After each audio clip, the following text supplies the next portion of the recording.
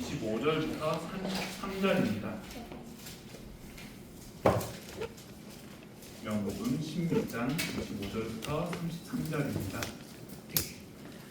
이것을 비유로 너희에게 일렀거니와 때가 이르면 다시는 비유로 너희에게 이르지 않고 아버지에 대한 것을 밝히 이르리라.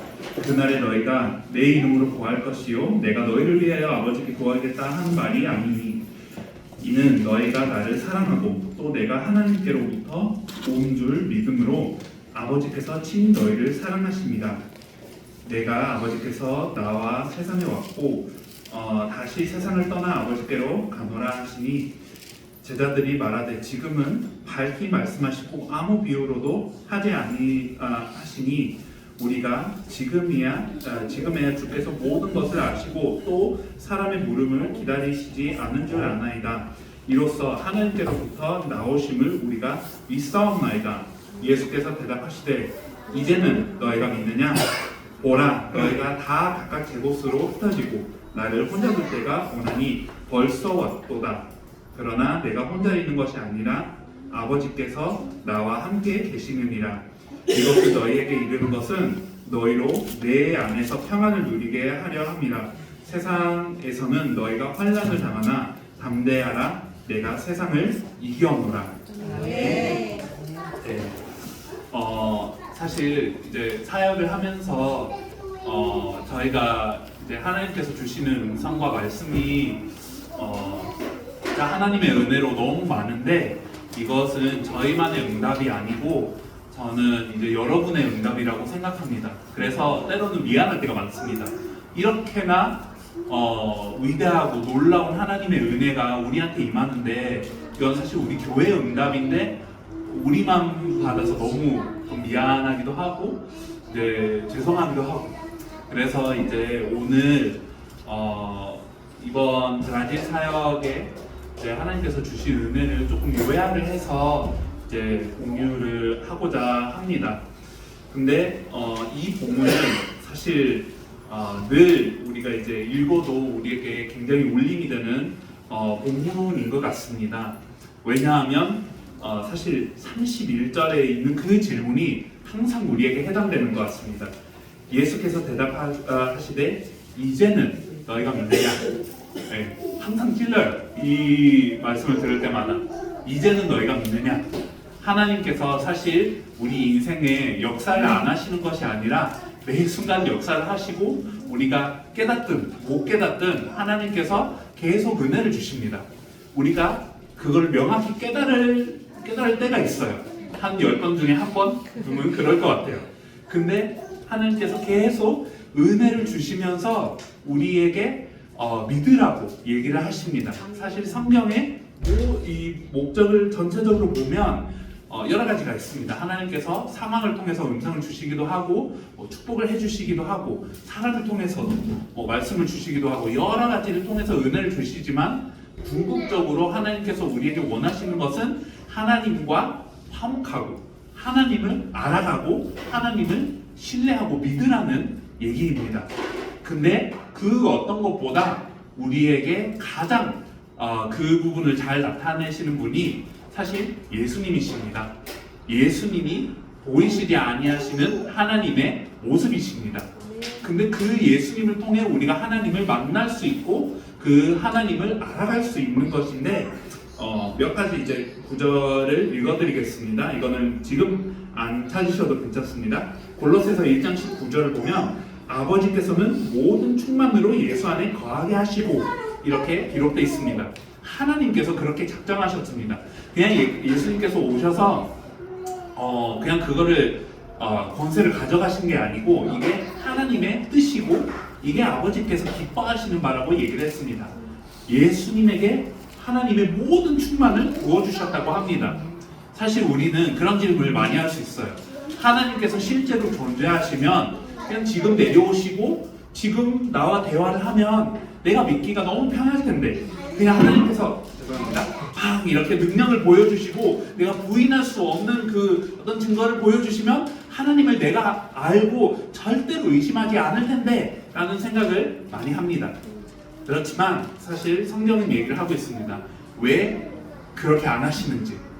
사실 우리는 하나님과 함께하기 위해 창조된 존재라는 것은 우리가 많이 들어봤습니다. 원래 그게 정상이에요.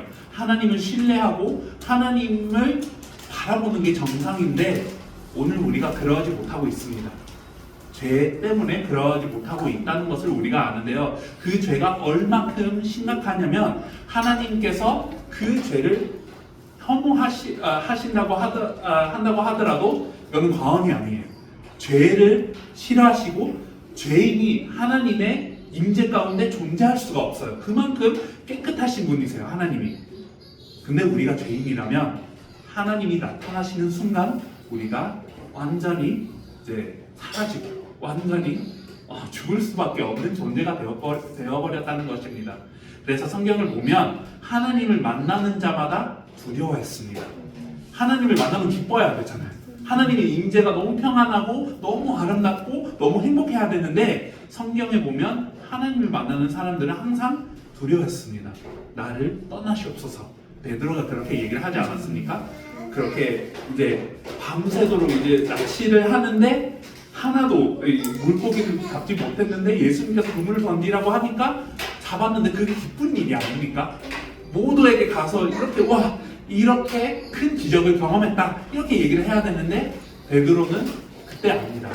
예수님은 그냥 사람이 아니시고 하나님이시다 하면서 이제 떠나라고 합니다. 왜 그렇습니까? 자신이 죄인이라는 것을 알고 있기 때문입니다. 근데 그것과 비슷하게 하나님께서 우리가 죄인이라는 걸 아시기 때문에 하나님께서 직접 우리에게 감사합니다. 직접 우리에게 오시면 사실 우리가 소멸될 수밖에 없습니다. 그래서 어떤 면에서는 하나님께서 우리와 거리를 두시는 게 우리를 위해서였습니다. 그러면 하나님을 만나지도 못하고 알 수도 없는 이 상황 가운데 그럼 어떻게 하나님을 알 수 있느냐? 이렇게 질문을 할 수 있는데 사실 하나님께서는 불가능한 일을 행하셨습니다. 몸을 입으시고 정말 죄인과 비슷하지만 죄인이 아니신 육신을 입으신 모습으로 내려오셨습니다. 그게 하나님의 소원이었습니다. 우리와 가까워지려고 그렇게 하셨습니다. 근데 그게 예수님이시잖아요. 그래서 성경은 얘기를 하고 있습니다. 예수님이 하나님의 충만이라고 얘기를 하고 있습니다. 또한 또 말씀을 보면 고린도후서 4장 6절에 보면 이렇게 기록되어 있습니다. 고린도후서 4장 6절 어두운데 빛이 빛이라 말씀하셨던 그 하나님께서 예수 그리스도의 얼굴에 있는 하나님의 영광을 아는 빛을 우리 마음에 비추셨느니라.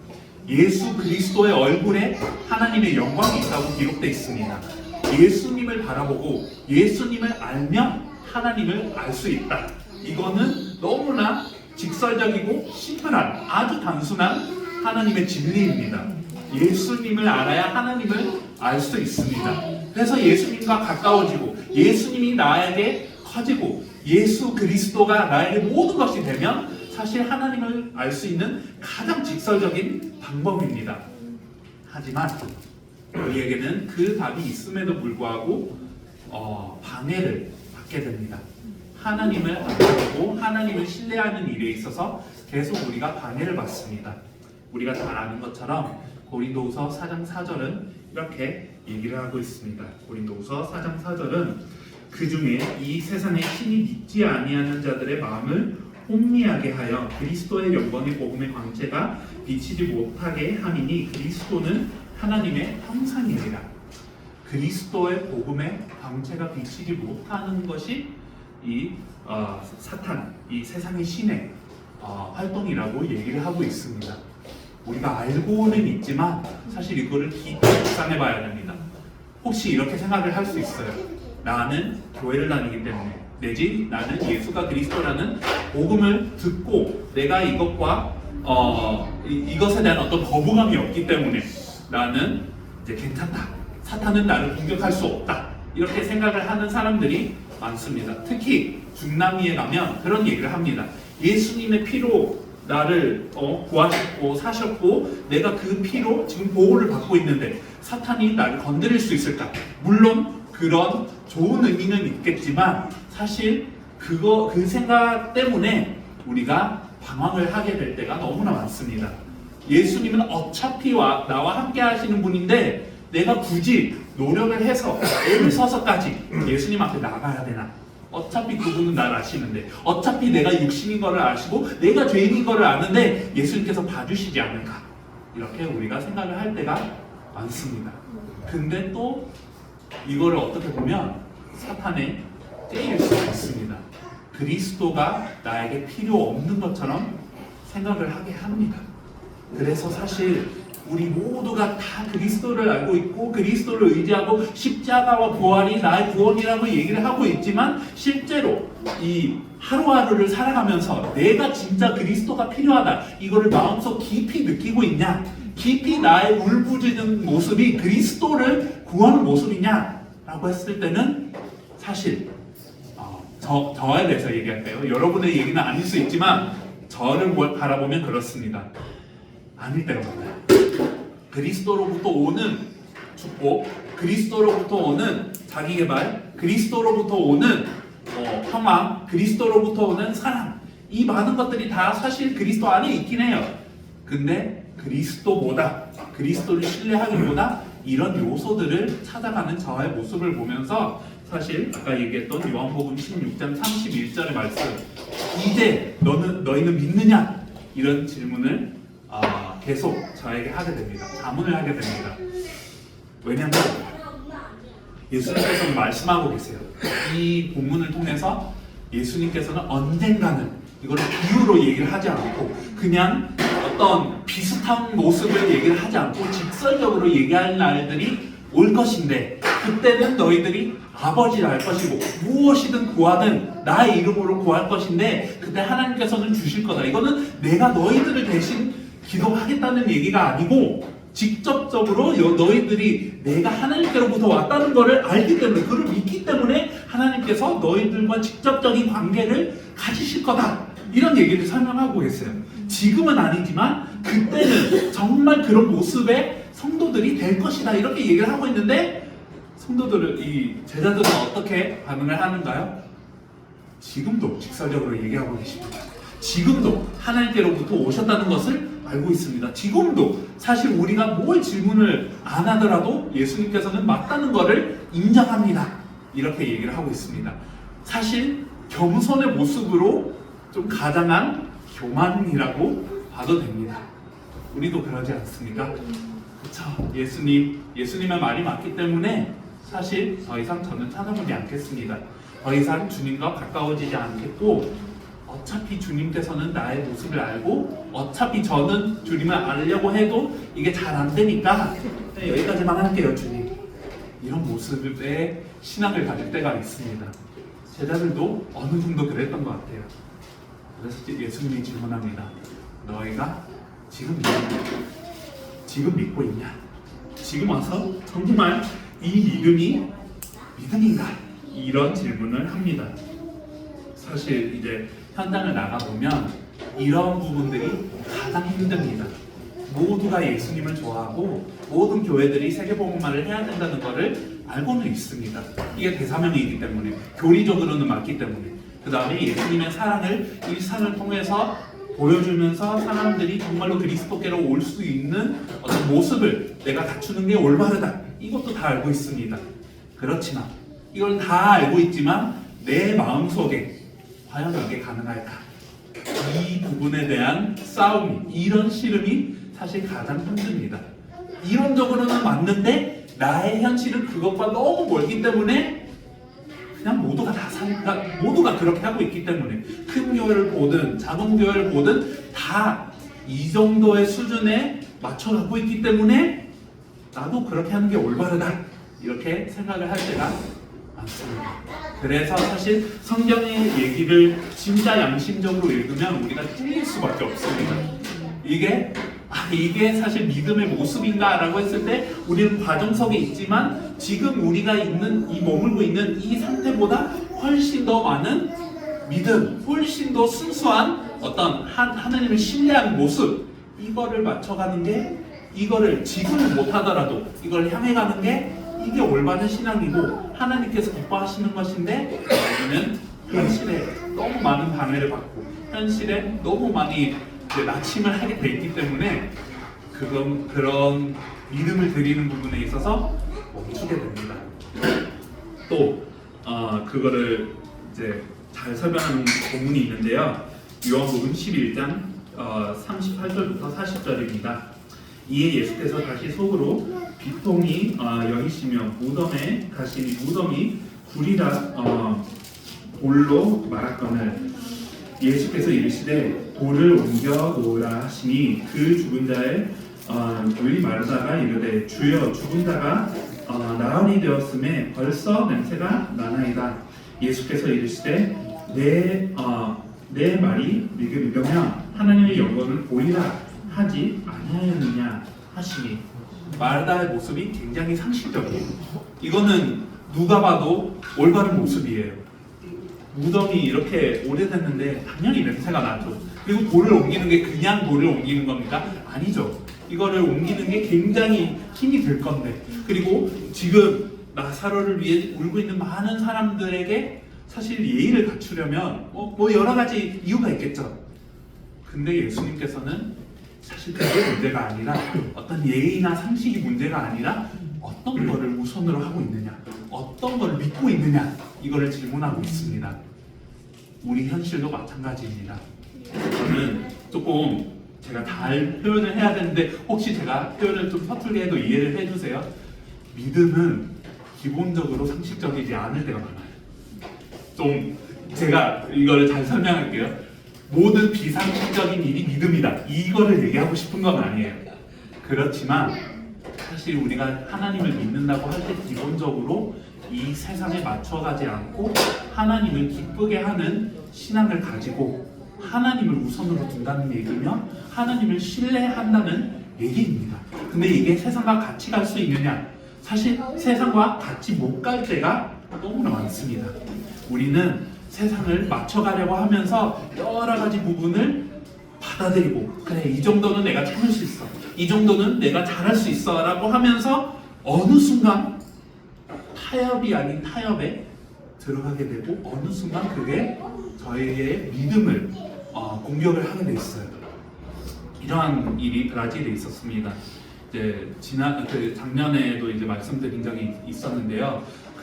저희가 사는 주에 홍수가 이제 크게 일어났던 적이 있는데, 그때 이제 모든 교회들이 동원을 해서 피해를 받은 사람들을 돕는 시도를 했어요. 그래서 안 쓰는 옷들이나 뭐 어떤 기본적인 양식이나 이런 거를 모아서 이제 사람들한테 나누는 일을 했는데요.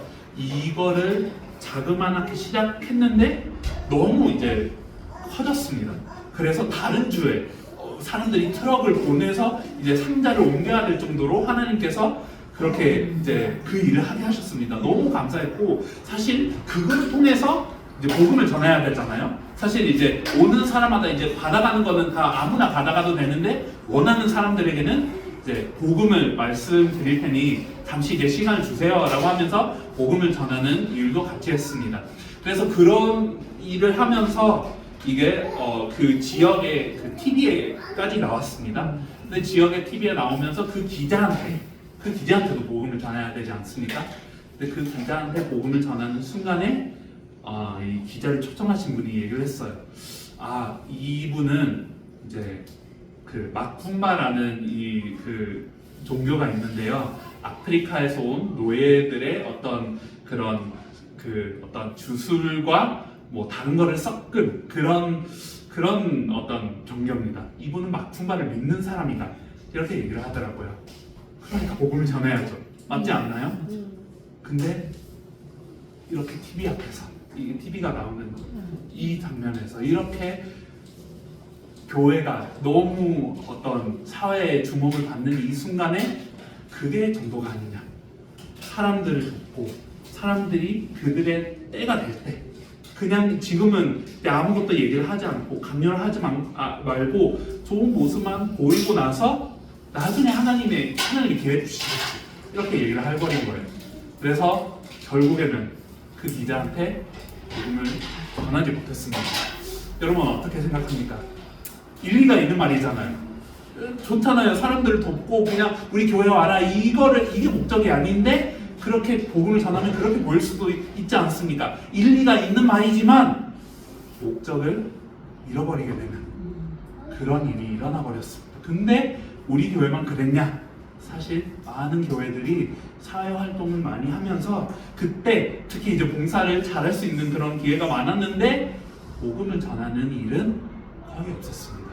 그 도시에 저희가 다 가봤거든요. 가서 이제 복음을 전하다 막 이랬는데 사람들이 그거를 꺼려하더라고요. 말하들만 그런가 모르겠습니다. 근데 사실 오늘 우리의 믿음의 모습을 보면 그런 패턴, 그런 모습을 많이 맞춰가게 되는 것 같습니다. 예수님을 우리의 상식으로 가두게 되는, 우리의 상식을 넘어서지 못하는 어떤 예수님을 믿고 있는 우리가 돼버리지 않았나 생각을 많이 하게 됐습니다. 사실 다라질만 그런 게 아니라고 생각을 합니다. 온 세계의 어떤 신학, 말씀, 그리고 사람들이 닮아가고자 하는 모습들을 보면 이런 부분들을 많이 닮아가고자 합니다. 선한 사마리아인은 닮아가고 싶죠. 근데 예수님이 예루살렘에 입성하기 전에 나귀 새끼를 이제 데려오라고 하잖아요. 주인에게 얘기를 하라고 합니다. 혹시 누가 와서 뭐라고 하면 주님께서 필요하시다 하시고 데려와라. 예수님께서는 혹시 그 나귀를 샀나요? 모르겠어요. 그냥 데려온 것 같아요. 돌려줬나요? 그것도 몰라요. 비상식적이잖아요. 그런 예수님의 모습을 내가 닮아가고 싶나? 이건 조금 답하기가 어려워요. 그리고 성전에 들어가서 그런 어떤 사실 이제 시장이 되었던 모습이죠.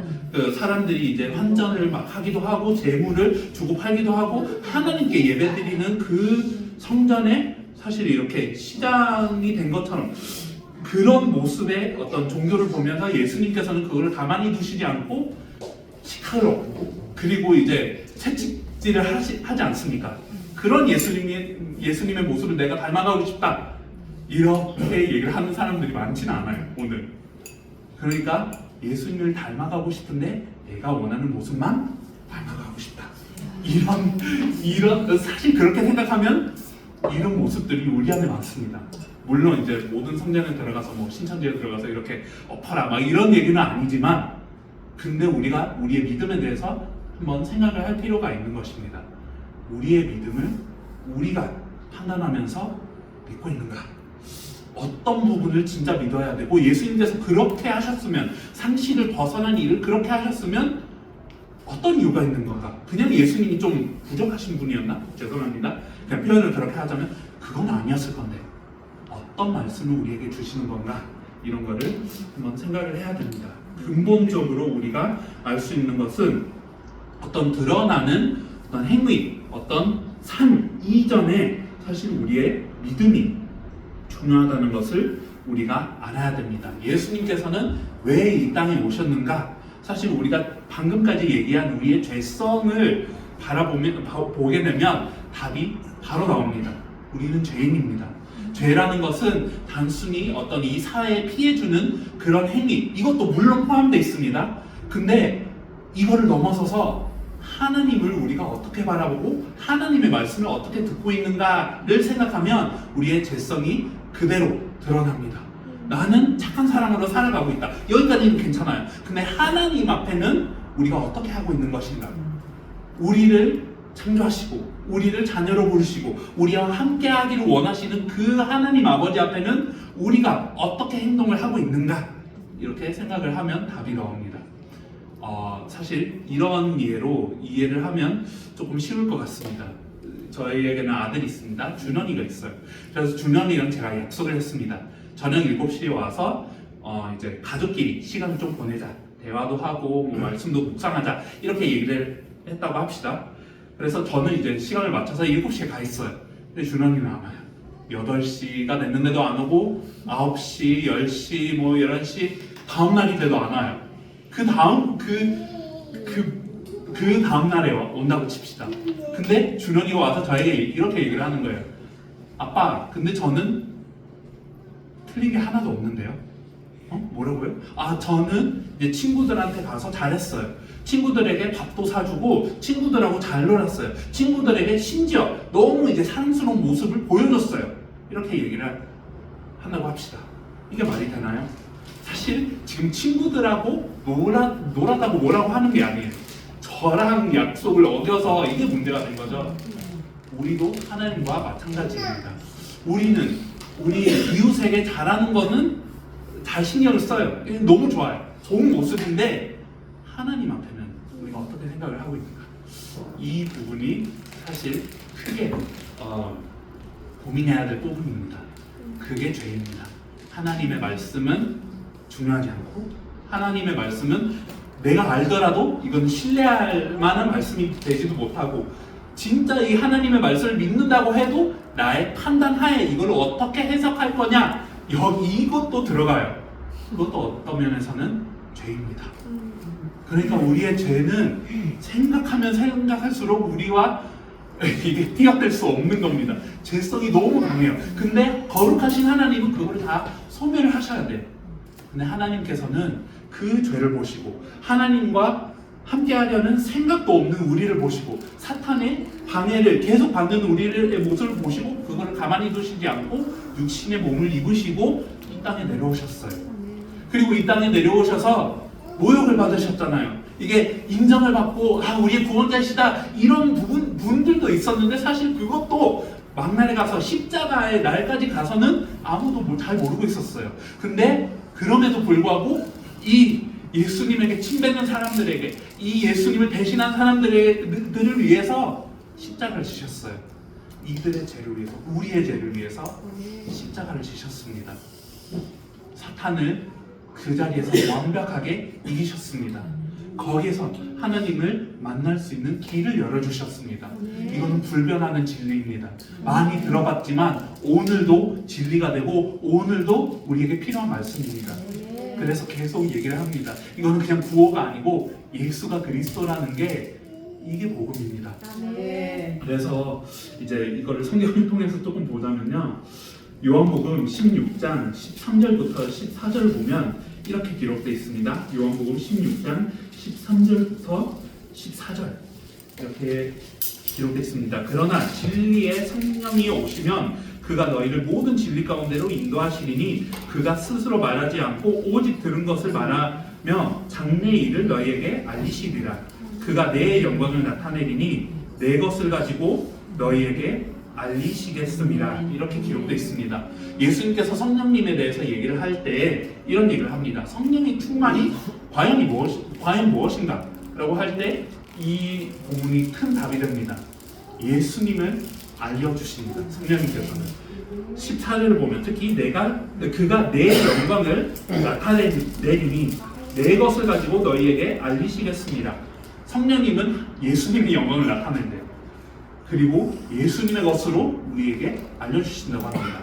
성령의 충만이라고 생각할 때 사실 우리는 이게 광범위하기 때문에 이제 굉장히 이제 많은 정의로 우리가 생각을 하고 있을 수도 있는데 근본적으로 성령의 충만은 예수님을 알아가게 하는 것이고 예수님을 그냥 문자적으로 아는 것이 아니라 나와 예수님과 무슨 관계인지 그 다음에 그 예수님이 누구이신지 그 예수님께서 정말로 영광을 받으셔야 될 분이라는 것을 알려주시는 게 성령입니다.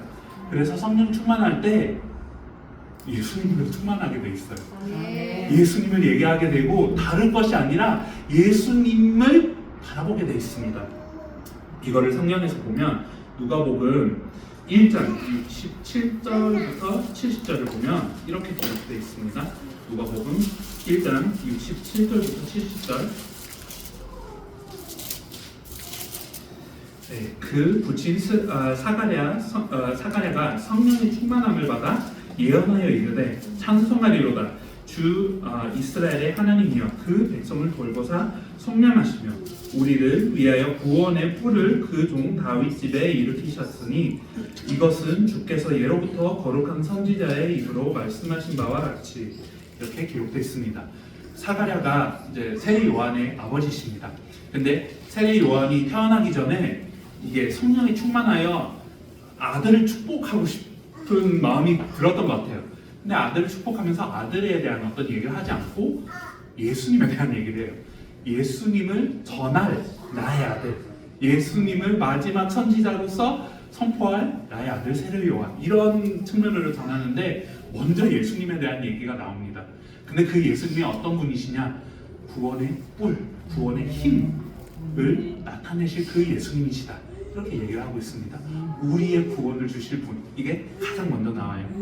다윗의 그 자손으로 오셨고, 그 말은 성경에 나와 있는 모든 예언과 하나님께서 얘기하셨던 모든 말씀이 이분에게 결론을 맺춘다, 이런 얘기로 우리가 생각을 할 수 있습니다. 사가랴가 성령에 충만하여 이렇게 얘기를 합니다. 우리도 성령 충만하면 누구를 바라보게 될까요? 예수님을 바라보게 되지 않겠습니까? 그래서 그 예수님을 우리가 바라보면서 어떻게 해야 되는 것인가 얘기를 좀 하자면 히브리서 10장 19절부터 23절을 보겠습니다. 히브리서 10장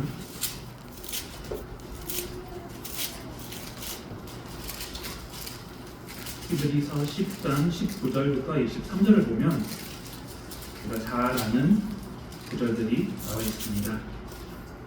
그러므로 형제들아, 우리가 예수의 피를 힘입어 성소에 들어갈 담력을 얻었나니 그 길은 우리를 위하여 휘장 가운데로 열어놓으신 새로운 살 길이요, 휘장은 곧 그의 육체니라. 또 하나님의 집 다스리는 큰 제사장이 계심에 우리가 마음의 뿌림을 받아 악한 양심으로부터 벗어나고 몸은 맑은 물로 씻음을 받았으니 참 마음과 온전한 믿음으로 하나님께 나아가자. 또 약속하신 이는 미쁘시니 우리가 믿는 고리여 소망을 움직이지 말며 굳게 잡고. 네, 여기는 너무 간략하지만 강력하게 이제 설명이 되어 있습니다. 예수님께서 뿌리신 피로 인해 우리가 성소에 들어갈 수 있다고 기록되어 있습니다. 아까 말씀을 드린 것처럼 우리는 죄인입니다. 그리고 그 죄가 쉽게 이게 해결되지 않습니다. 아직은 우리가 약합니다. 아직은 우리가 죄성을 가지고 생각을 하게 됩니다. 그렇지만 우리가 받아야 되는 모든 어떤 벌, 그 사망, 이 죄의 대가인 사망을 예수님께서 대신 받으셨다는 것을 우리가 알고 있습니다. 사실 이거를 우리가 잘 감지를 못하는 것 같은데요, 이렇게 생각을 해보면 어떨까 싶습니다. 여기에 있는 사람들만 해도 사실 이 죽음의 어떤 대가가 얼마나 크겠습니까? 근데 여기뿐만이 아니라 울산에 있는 인구 전체를 생각하면 죄성이 얼마나 크겠습니까? 근데 울산 말고 한국도 굉장히 그렇지 않습니까? 전 세계의 죄. 근데 지금 살아있는 사람들뿐만이 아니라 이 역사를 통틀어서 이 모든 사람들의 죄, 지금도 태어나지 않은 사람들의 죄, 이 모든 것을 예수님께서 혼자 짊어지셨다. 하나님은 사실 거룩하신 하나님이시거든요. 그래서 죄에 대한 분노가 있으세요. 분명히 죄가 그냥 이제 예수님을 통해서 그냥 너무 사랑해 주셔서 그냥 죄는 넘어가셨다, 이게 아니고 하나님의 속성은 의입니다. 그래서 죄에 대한 분노가 반드시 있는데 그 분노를, 그 어마어마한 죄의 대가를 누구에게 부으셨냐? 아들에게 부으셨습니다. 예수님에게 십자가에서 다 부으셨는데 그 피로 인해 우리가 성소에 들어갈 수 있다. 이제 우리는 하나님께서 보시기에 죄의 어떤 대가를 이제 다 지불된, 이미 빚이 없는 그런 존재로 이제 우리를 삼으시고 하나님을 만날 수 있는 존재로 만드셨는데요. 20절에 보면 그 길은 우리를 위하여 휘장 가운데로 열어놓으신 새로운 살 길이요, 휘장은 곧 그의 육체니라. 예수님이 그 휘장이라고 표현되어 있습니다. 예수님께서 우리 대신 찢어지셨습니다. 언약의 어떤 측면으로 설명을 하자면요, 이 이스라엘 백성이 언약을 맺을 때 여러분도 아시다시피 이제 재물 한 마리를 가지고 그 재물을 반으로 나눕니다. 그래서 그 재물 사이로 걸어가면서 이런 맹세를 합니다. 내가 내 말을 지키지 않으면, 혹은 다른 사람이 그 말을 지키지 않으면 그 말을 안 지킨 사람을 이 재물처럼 반으로 잘라놓읍시다. 이게 언약이지 않습니까? 이게 언약인데 사실 우리는 하나님과의 언약에 실패를 했습니다. 우리가 어겼고 우리가 안 믿었습니다. 우리가 반으로 찢어져야 되잖아요. 근데 예수님께서 대신 반으로 찢어주셨습니다. 이 반으로 찢어진 휘장이 우리의 길이 되었습니다. 그래서 우리가 그 휘장을 통과해서 하나님께로 들어갈 수 있는데, 이거는 우리가 아는 바인데 그러면 어떻게 해야 됩니까? 21절을 보면 또 하나님의 집 다스리는 큰 제사장이 계시며 우리가 마음의 뿌림을 받아 악한 양심으로부터 벗어나고 몸은 맑은 물로 씻음을 받았으니 참 마음과 온전한 믿음으로 하나님께 나아가자, 이렇게 기록되어 있습니다. 우리가 하나님 앞에 나아갈 필요가 있다는 것을 얘기를 하고 있습니다. 예수님께서 길을 열어주셨고 예수님께서 은혜 주셨고 성령님을 통해서 이 예수님의 사역을 믿게 해주셨는데, 그러면 우리가 어떻게 해야 됩니까? 나아가야 됩니다. 하나님을 만나야 됩니다. 이 브라질에 계신 클라이르 목사님이 이런 비유를 쓰시더라고요. 우리가 같은 집에 사는데 같은 집에 삶에도 불구하고 방에서 안 나와. 방에만 있는데 사실 부모님과의 대화가 되겠습니까? 안 되죠. 같은 집에 살아도 이게 안 되는 거잖아요. 근데 우리와 하나님의 관계도 비슷한 걸로 이렇게 표현을 하시더라고요. 근데 그게 참 와닿더라고요. 저도 이제 방에서 잘 안 나오는 사람이거든요. 근데 방에서 안 나오면 어떻게 그렇게 관계를 맺을까? 안 되잖아요. 거기 계시는데, 기다리고 계시는데 우리가 나오기만 하면, 그 예수님이라는 길을 걷기만 하면 사실 만나지고 하나님께서 우리에게 주시고자 하는 모든 것, 하나님을 이제 알아가는 그 과정에 있는 모든 것을 그걸 주실 텐데 우리가 나가야 돼요. 그래서 근데 여기에 보면 우리의 마음이 뿌림을 받아 악한 양심으로부터 벗어나고 몸은 맑은 물로 씻음을 받았으니, 이렇게 기록되어 있습니다. 사실 맑은 물로 씻음을 받았다는 것은 이 율법적으로도 깨끗해졌다, 이런 의미가 있습니다. 이제 구약의 율법을 보면 맑은 물로 씻어야 이 부정함을 이제 씻을 수 있는데, 이게 무슨 뜻이냐? 사실 하나님께서 보시기에는 우리 안에 율법의 기준이 다 충족되었다고 보시는 거예요. 우리는 사실 어떤 이스라엘에 가서 그런 연못에 이제 우리의 몸을 7번 씻고 막 이러지는 않았지만, 하나님께서는 예수님의 피를 그렇게 씻는 물로 보신다는 것입니다. 23절을 보면 또 약속하신 이는 믿으시니 우리가 믿는 도리어 소망을 움직이지 말며 굳게 잡고, 약속하시는 이가 믿으세요. 이건 누구 말씀이냐? 이건 무슨 근거로 믿어도 되나? 하나님이 실제로 계신다는 것, 그리고 하나님이 계신다고 하더라도 이 구약의 모든 법이 이게 다 해결되었다는 것을 내가 어떻게 믿어? 라고 얘기를 할 수 있잖아요. 하나님께서 말씀하셨어요. 하나님께서 그렇게 말씀하셨고 예수님께서 그렇게 성취를 하셨고 성령님께서 그거를 지금 계속 얘기를 해주고 계시는데, 누가 그걸 얘기하셨냐? 하나님이 얘기하셨어요. 근데 하나님은 믿으세요. 거짓의 하나님이 아니고 속임수의 하나님이 아니에요. 네가 이렇게 믿고 있었는데 그게 아니었어, 이렇게 하실 하나님이 아니라는 거죠. 물론 우리가 잘못 믿고 있을 수는 있는데 하나님께서는 계속 우리를 고치시고 말씀을 주세요. 근데 그 하나님의 말씀을 믿을 수 있냐? 믿을 수 있어요. 진리의 하나님이시니까. 근본적으로 진리의 하나님을 우리가 믿고 있어요. 그래서 예수님이 길이고, 예수님이 하나님께로 갈 수 있는 길이고, 예수님을 닮아가고 알아가면 사실 하나님의 그 사역이 성취된다는 그 말씀은 하나님께서 하시는 것이기 때문에 우리가 믿어도 돼요.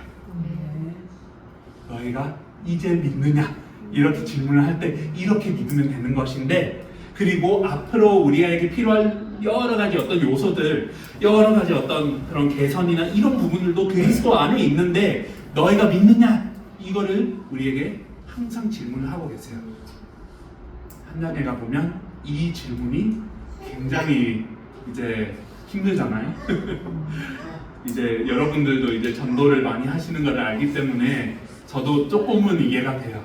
전도를 하면 사실 많은 사람들이 변할 것 같고, 복음을 받을 사람들이 많을 것 같고, 심지어 오늘은 받았고 이제 몇 주 동안 말씀을 들었는데 갑자기 이제 연락을 안 받는 사람들이 있어요. 이런 사람들도 있더라고요. 그리고 우리 교회에서도 다 같이 처음에는 다 같이 전도를 했는데 어느 순간 나만 전도를 하고 있고 이런 케이스들도 있어요.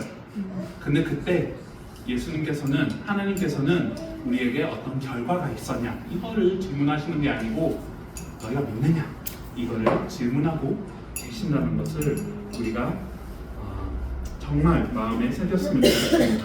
그래서 다시 한번 요한복음 16장 25절부터 33절을 생각을 하면요, 사실 우리에게 믿음이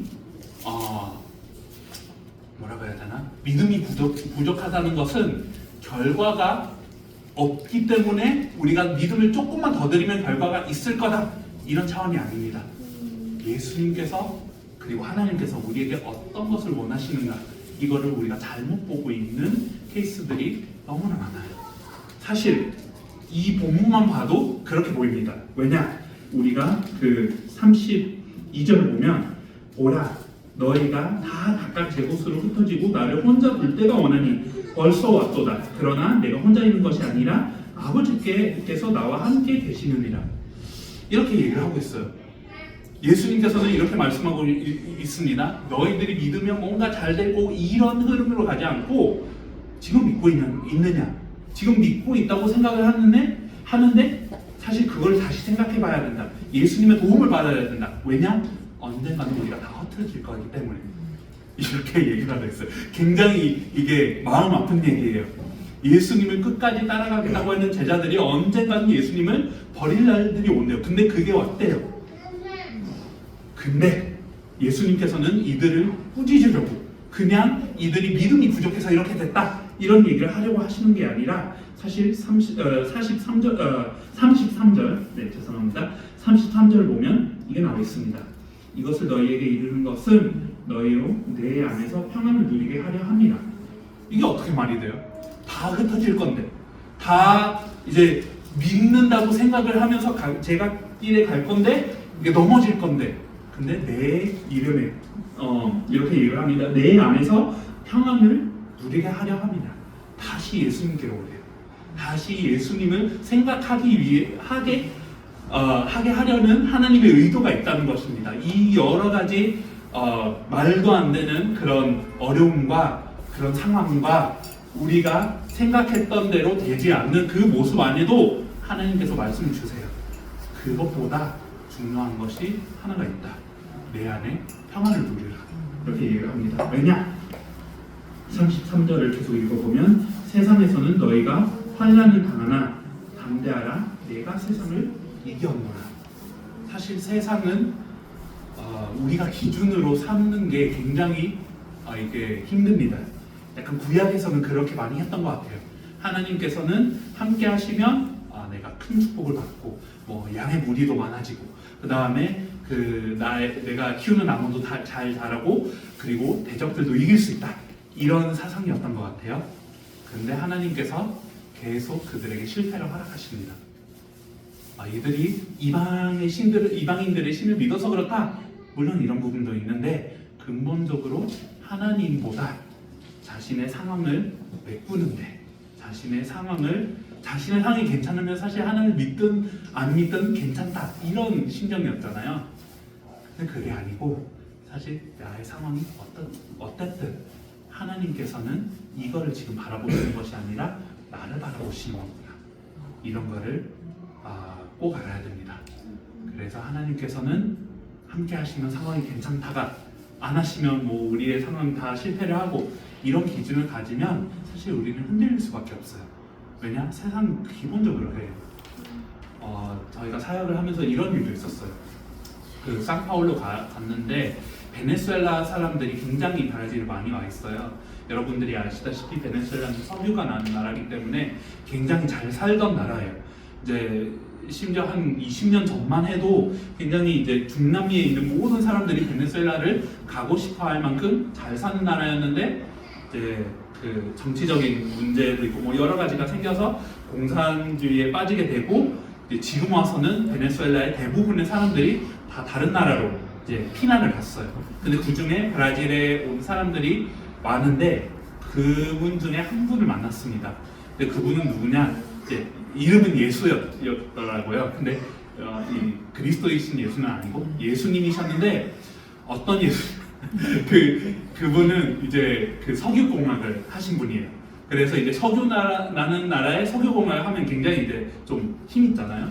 근데 그냥 대충 한 사람이 아니라 이제 리더급이셨는데 그분이 석유공학을 하면서 이제 굉장히 돈을 잘 벌었나 봐요. 어느 정도냐면 죄송합니다. 자기 집과 이제 어머님 집, 그 다음에 해변에 별장 하나 이렇게 둘 정도로 너무 이제 돈을 잘 버는 상황이었고, 그 다음에 이제 마음씨도 굉장히 착해요. 어느 일을 하시냐면요, 이제 미국에 가서 그 마라톤을 이제 좋아하신대요. 그래서 달리는 것을 좋아하니까 마라톤을 해서 그 모아진 자금으로 이제 그 불쌍한 사람들을 돕는 그런 일을 많이 하셨다고 합니다. 그러니까 굉장히 대단한 분이세요. 근데 이렇게 모든 것을 다 잘했는데 모든 인생의 질문에 있어서는 다 정답을 이제 줬는데 베네수엘라가 무너진 거예요. 그냥 나라가 무너진 거예요. 그래서 이제 처음에는 좀 버텨야지 하다가 이제 나라가 이제 집을 빼앗아가고 어머님의 집도 빼앗아가고 별장도 뺏어갔대요. 그냥 나라가 그러니까.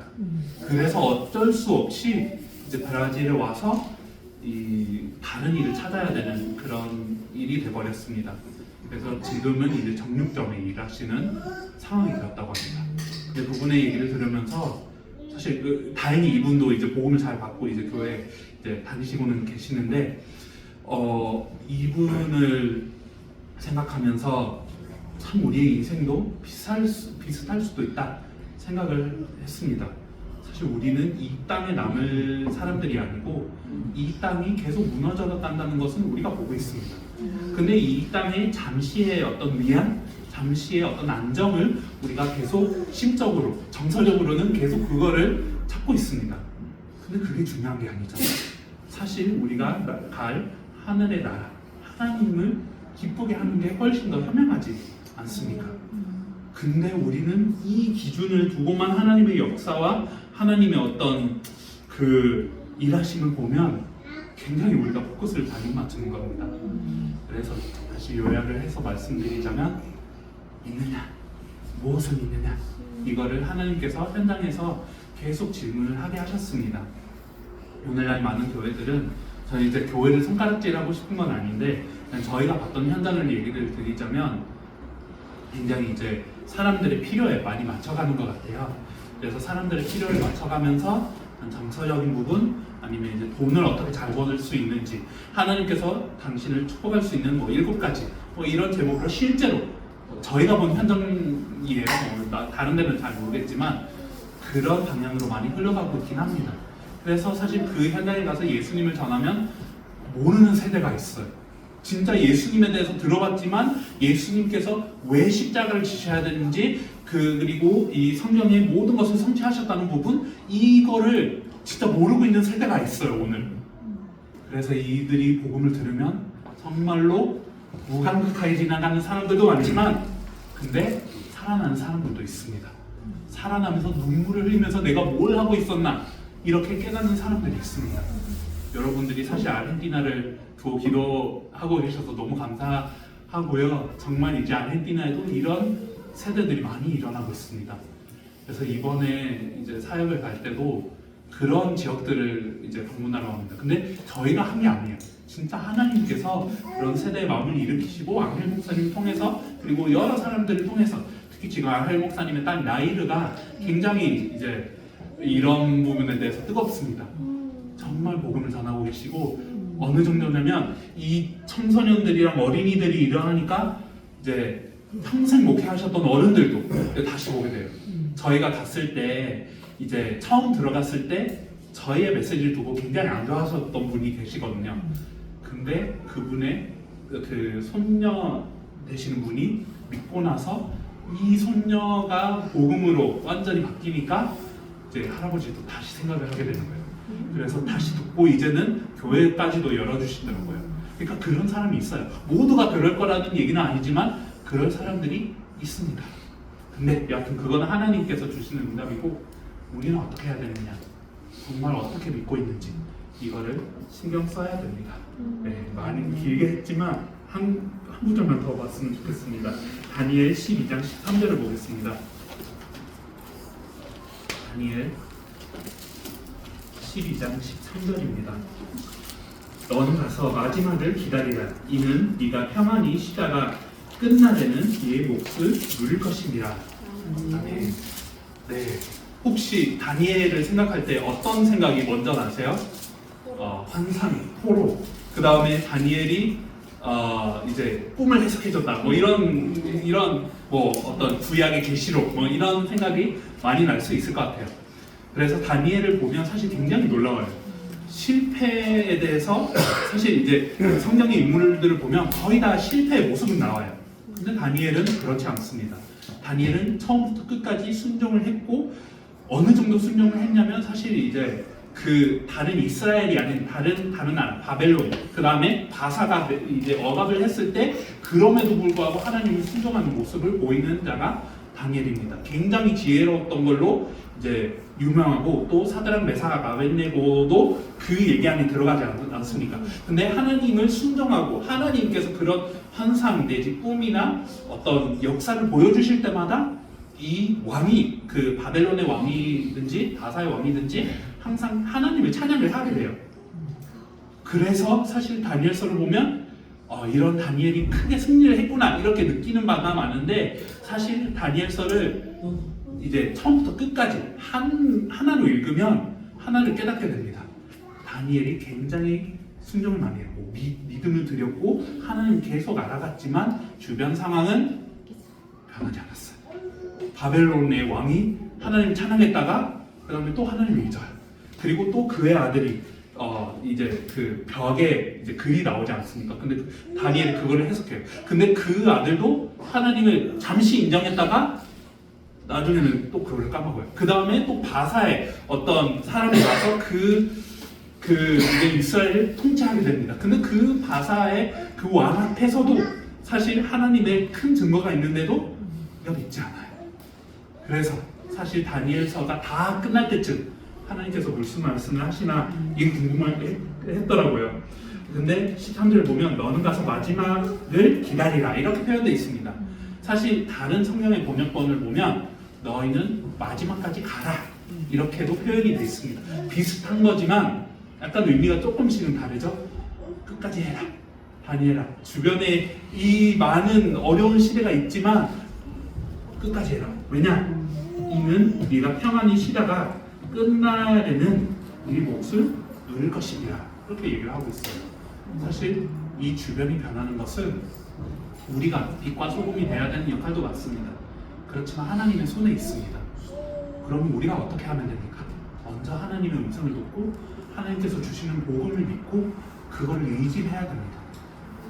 다니엘의 이야기들 보면서 하나님께서 승리를 주셨을 때 이거는 다니엘이 너무 부럽다 이런 생각보다는 우리한테도 주셨는데 왜 우리는 끝까지 이렇게 순종을 안 할까? 이런 생각을 많이 하더라고요. 하나님께서는 우리 각각에게 승리를 많이 주셨고 각각에게 증거를 많이 주셨습니다. 각각이 알고 있습니다. 부인할 수 없습니다. 근데 하나님께서 실제로 계시다는 것을 말씀하셨는데 계속 얘기를 합니다. 끝까지 가라. 어떻게 믿고 있느냐? 이거를 계속 점검을 하면서 가라. 근데 끝까지 가라는 것은 사실 이 많은 것들이 사실 여기는 이제 그 마지막 날에 대한 어떤 그 환상을 보여주시고 나서 이런 얘기를 하거든요. 다니엘이 그 환상을 보면서 저는 이해를 못하겠습니다. 얘기를 해주세요. 얘기를 합니다. 근데 하나님께서는 얘기를 합니다. 너희가 알 바가 아니야. 이렇게 얘기를 합니다. 하나님의 영역이 따로 있어요. 우리는 다 알았으면 좋겠어요. 다 이게 단계적으로 어떻게 될지 알면 우리가 중간에 낙심하지 않고 끝까지 갈 수 있을 거다. 이렇게 생각을 하는데 우리가 모르는 바도 있어요. 하나님의 것이에요. 신뢰를 해야 돼요. 믿어야 됩니다. 그래서 끝까지 가는 우리 모두가 되기를 그리스도 예수의 이름으로 축원합니다. 기도하겠습니다. 하나님 아버지 감사합니다. 주님, 오늘도 사실 우리의 불신앙을 보고 우리의 약한 부분을 보고 정말 회개하기를 원합니다. 하나님 아버지, 우리에게 생명의 복음과 전 세계를 실제로 살리고 있는 복음을 주셨습니다. 하나님 아버지, 이 복음을 다시 한번 들려주시고 우리가 정말 아이가 된 마음으로 다시 듣게 하여 주시옵소서. 하나님 아버지, 예수님은 그리스도이십니다. 구호를 넘어서 정말로 이게 우리의 진리와 우리의 복음이 되게 하여 주시옵소서. 하나님 아버지, 그리스도 안에 모든 것이 있습니다. 그리스도를 알아가고 그리스도를 신뢰하게 하여 주시옵소서. 하나님과의 관계를 올바르게 맺을 수 있도록 주님께서 우리 마음을 인도하여 주시옵소서. 하나님 아버지, 혹시 우리 중에, 아니면 저를 얘기하겠습니다. 하나님, 제가 정말 이제 불신앙을 하고 올바르지 못한 모습이 많을 겁니다. 하나님 아버지, 정말 저를 고쳐주시고 정말 그리스도를 하나님 아버지 바라보게 하여 주시고 정말 그 그리스도의 은혜를 다시 한번 받을 수 있는 좋은 땅의 오프와의 마음을 허락하여 주시옵소서. 하나님 아버지, 다니엘에게 말씀하신 것처럼 끝까지 우리가 주님을 신뢰하고 주님을 의지하면서 나아갈 수 있도록 주님께서 역사하여 주시옵소서. 주님, 우리 울산교회를 축복하여 주시옵소서. 정말 우리 울산교회가 끝까지 믿음으로 나아가고 있습니다. 하나님 아버지, 이들의 발걸음을 주님께서 아십니다. 주님께서 이미 축복을 하셨고 항상 함께 하시다는 것을 믿습니다. 이거를 더 바라보며 더 이 울산을 살리는 일에 큰 쓰임을 받을 수 있도록 주님께서 역사해 주시옵소서. 경주에도 이 동일한 은혜를 내려주시옵소서. 하나님 아버지, 아헨티나를 두고도 기도합니다. 하나님 아버지, 우리 아헨티나에 계신 한 명 한 명이 복음이 깊어지고 하나님 아버지, 아헨티나가 살아나는 일에 큰 쓰임을 받을 수 있도록 주님께서 역사하여 주시옵소서. 주님께 모든 찬양과 영광을 돌립니다. 그리스도이신 예수님의 이름으로 기도드렸사옵나이다.